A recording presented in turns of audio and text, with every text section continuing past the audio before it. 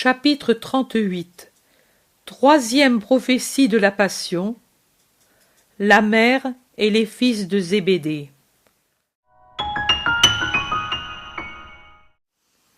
Les apôtres, à mesure que Jésus parle, semblent des gens sous une grêle de pierre. Ils se courbent même de plus en plus à mesure que Jésus parle. Et quand il termine, « Et ce que je vous dis est désormais imminent. Ce n'est pas comme les autres fois où il y avait du temps avant l'heure. Présentement, l'heure est venue. Je vais être donné à mes ennemis et immolé pour le salut de tous. Et ce bouton de fleur n'aura pas encore perdu ses pétales, après avoir fleuri, que je serai déjà mort.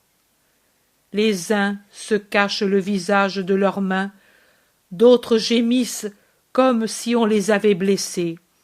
L'Iscariote est livide, littéralement livide. Le premier à se ressaisir, c'est Thomas qui proclame « Cela ne t'arrivera pas, car nous te défendrons ou nous mourrons avec toi, et ainsi nous montrerons que nous t'avions rejoint dans ta perfection et que nous étions parfaits dans ton amour. » Jésus le regarde sans parler. Barthélemy dit, après un long moment de réflexion, « Tu as dit que tu seras livré, mais qui peut te livrer aux mains de tes ennemis? Ce n'est pas dit dans les prophéties. Non, ce n'est pas dit. Ce serait trop horrible qu'un de tes amis, un de tes disciples, un de ceux qui te suivent, même le dernier de tous, te livre à ceux qui te haïssent. Non, quelqu'un qui t'a entendu avec amour, même une seule fois, ne peut commettre ce crime. Ce sont des hommes, pas des fauves, pas des satans. Non, mon Seigneur, et même ceux qui te haïssent ne le pourront pas. Ils ont peur du peuple, et le peuple sera tout entier autour de toi. » Jésus regarde aussi Nathanaël et ne parle pas. Pierre et le Zélote n'arrêtent pas de parler entre eux. Jacques de Zébédée adresse des paroles de reproche à son frère qu'il voit calme. Et Jean lui répond « C'est parce que je sais cela depuis 3 mois. » Et 2 larmes coulent sur son visage. Les fils d'Alphée parlent avec Matthieu qui secoue la tête, découragé. André s'adresse à l'Iscariote. « Toi qui as tant d'amis au temple !»« J'en connais Anna en personne, » réplique Judas, et il termine. « Mais que peut-on y faire? Que veux-tu que puisse une parole d'homme si c'est ainsi marqué ?» « Tu le crois vraiment ?» demandent ensemble Thomas et André. « Non, moi je ne crois rien. Ce sont des alarmes inutiles. Barthélemy le dit bien, tout le peuple sera autour de Jésus. On le voit déjà par ceux que l'on rencontre, et ce sera un triomphe. Vous verrez qu'il en sera ainsi. » « Mais alors, pourquoi lui ?» dit André en montrant Jésus, qui s'est arrêté pour attendre les femmes. « Pourquoi le dit-il? Parce qu'il est impressionné, et parce qu'il veut nous éprouver. Mais il n'arrivera rien. Du reste, moi j'irai. »« Oh oui, va te rendre compte, » supplie André. Ils se taisent, car Jésus les suit de nouveau, se trouvant entre sa mère et Marie d'Alphée. Marie a un pâle sourire, parce que sa belle-sœur lui montre des graines prises je ne sais où, et lui dit qu'elle veut les semer à Nazareth, après la Pâque, justement près de la petite grotte si chère à Marie. « Quand tu étais petite, je te vois toujours avec ces fleurs dans tes menottes. Je les appelais les fleurs de ta venue. En effet, quand tu es née, ton jardin en était plein, et ce soir-là, quand Nazareth tout entière est accourue pour voir la fille de Joachim, les touffes de ces petites étoiles n'étaient qu'un diamant à cause de l'eau qui était descendue du ciel et du dernier rayon du soleil qui, depuis le couchant, les frappait. Et comme tu t'appelais Étoile, tout le monde disait, en regardant la multitude de ces petites étoiles brillantes, Les fleurs se sont parées pour faire fête à la fleur de Joachim, et les étoiles ont quitté le ciel pour venir près de l'étoile. Et tous souriaient, heureux du présage et de la joie de ton père. Et Joseph, le frère de mon époux, dit « Étoiles et gouttelettes, c'est vraiment Marie. Qui lui aurait dit alors que tu étais destiné à devenir son étoile, quand il revint de Jérusalem, choisi pour être ton époux? Toute Nazareth voulait lui faire fête, parce que grand était l'honneur qui lui était venu du ciel et venu de ses fiançailles avec toi, fille de Joachim et d'Anne, et tous voulaient l'inviter à un banquet. Mais lui, d'une volonté douce mais ferme, refusa toute fête, étonnant tout le monde. En effet, quel est l'homme destiné à une union honorable, et par un tel décret du Très-Haut, qui ne fête pas le bonheur de son âme, de sa chair et de son sang? Mais lui disait, à grande élection, grande préparation, et il gardait aussi la continence de parole et de nourriture, en plus de la continence proprement dite qu'il avait toujours gardée. Il passa ainsi ce temps dans le travail et la prière, car je crois que chaque coup de marteau, chaque marque de son ciseau était devenu oraison, s'il est possible de prier par le travail.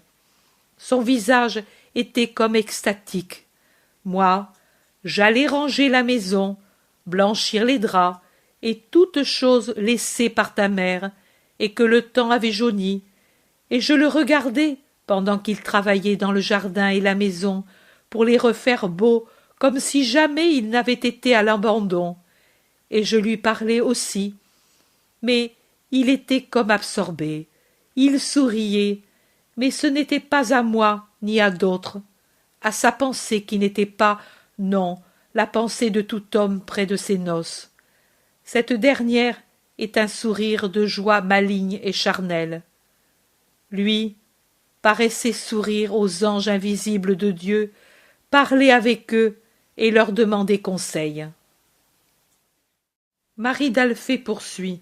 Oh, je suis bien certaine que les anges lui indiquaient comment te traiter, parce que, autre étonnement de Nazareth tout entière, et presque de l'indignation de la part de mon Alphée, il recula les noces le plus possible, et on ne comprit jamais comment, à l'improviste, il se décida avant le temps fixé.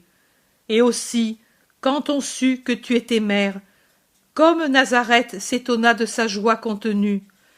Mais même mon Jacques est un peu ainsi, et il le devient de plus en plus, maintenant que je l'observe bien. Je ne sais pourquoi, mais depuis que nous sommes venus à Éphraïm, il me paraît tout changé. Je le vois ainsi, absolument comme Joseph.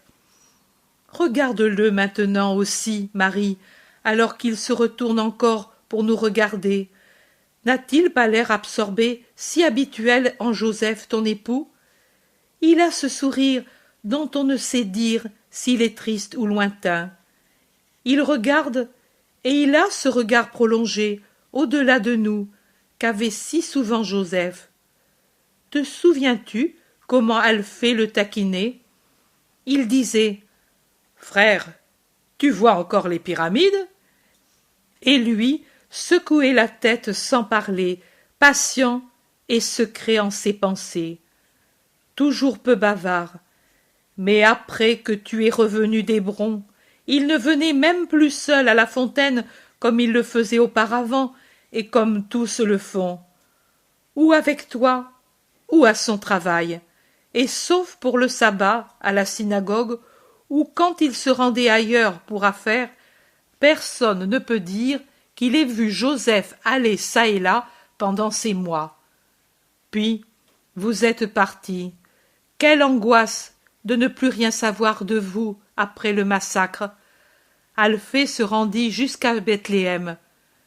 Parti, dirent-ils, mais comment croire, quand on vouait à mort dans une ville encore rouge du sang innocent, et où fumaient les ruines, et où on vous accusait, que c'était à cause de vous que ce sang avait été répandu.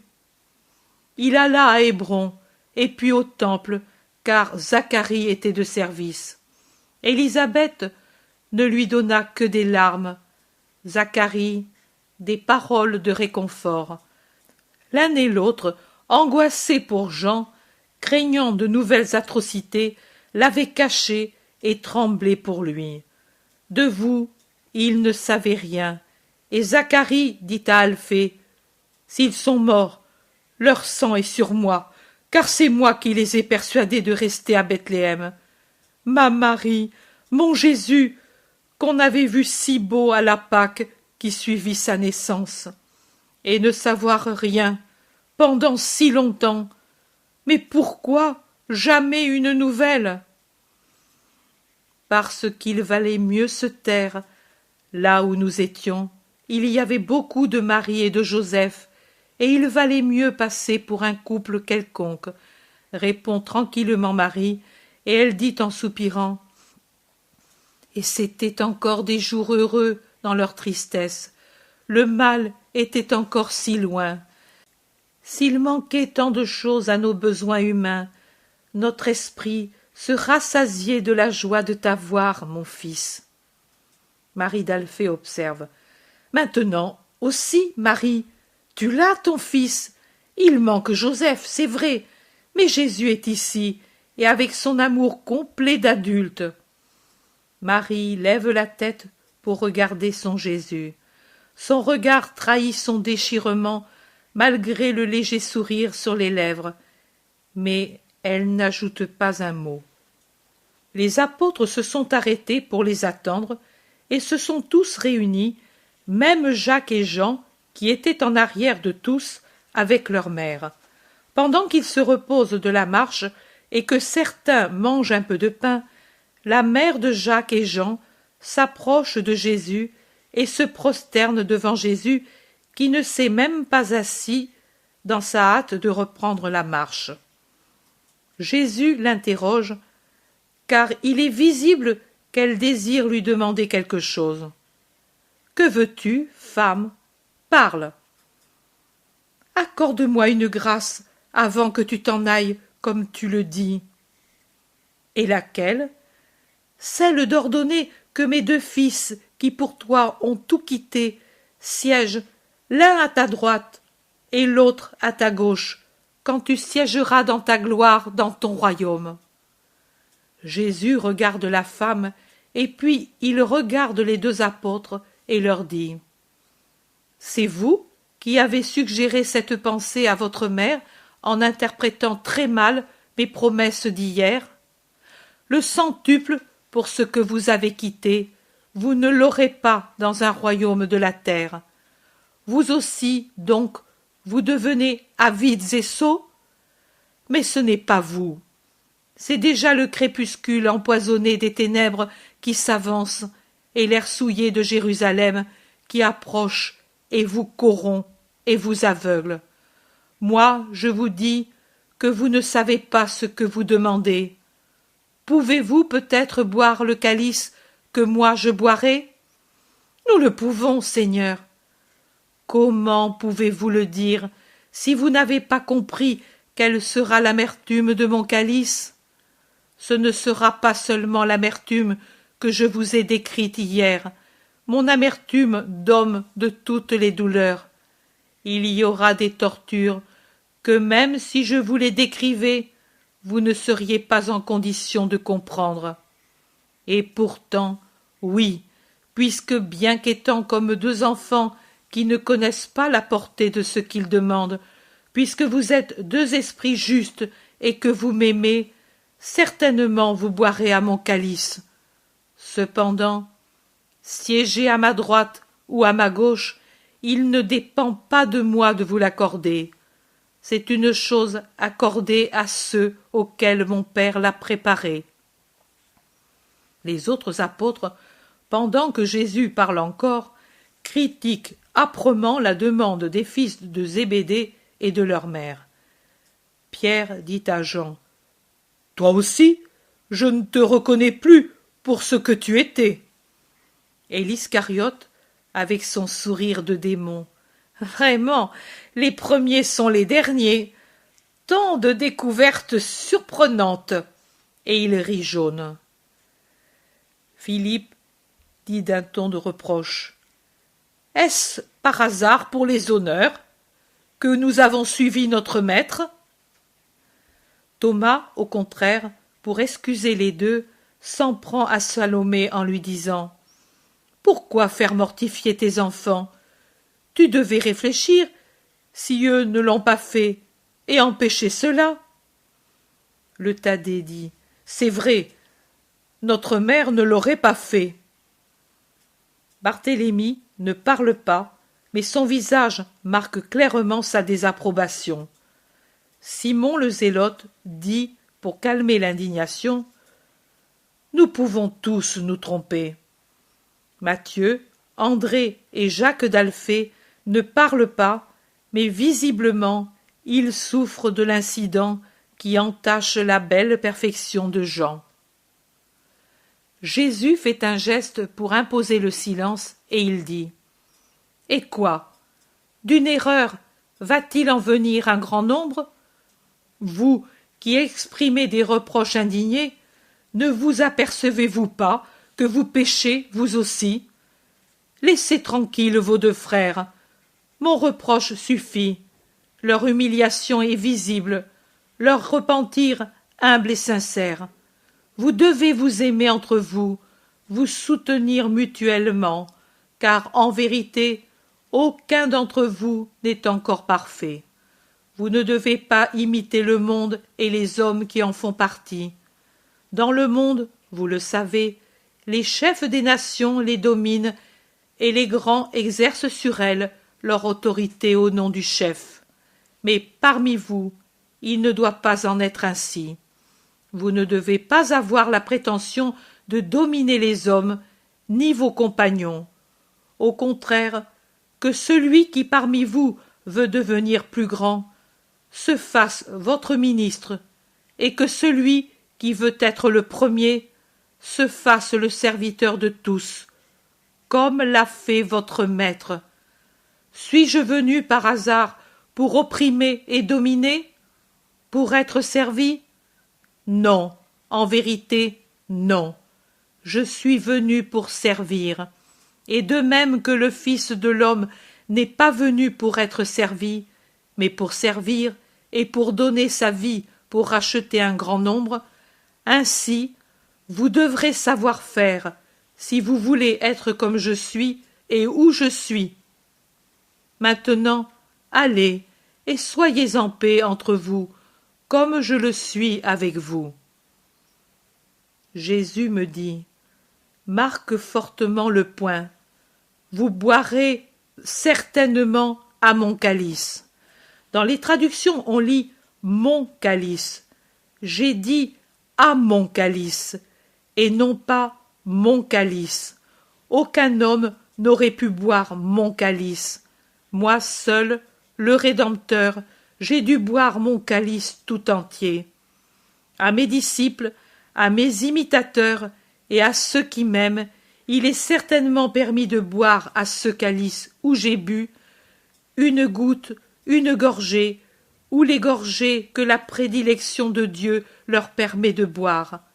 Mais jamais personne ne boira le calice tout entier comme je l'ai bu. Il est donc juste de dire « à mon calice » et non pas « mon calice ».